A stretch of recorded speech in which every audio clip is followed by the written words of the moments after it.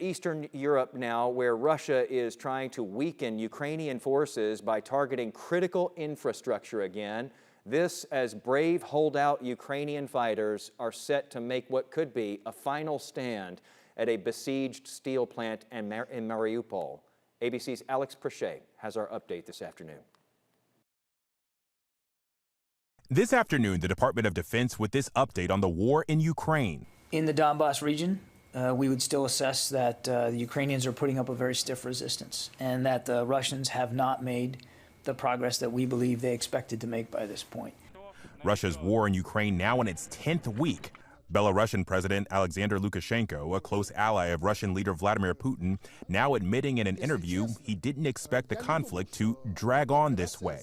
Russian forces taking aim at the western part of the country.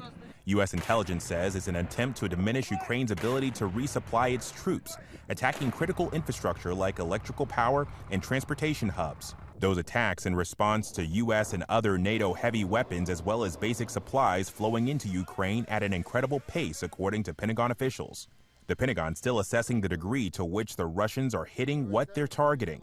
The New York Times reporting on a classified Biden administration effort to provide real-time battlefield intelligence, including anticipated Russian troop movement gleaned from Russia's secret battle plan for the Donbas region and locations for Russian mobile headquarters.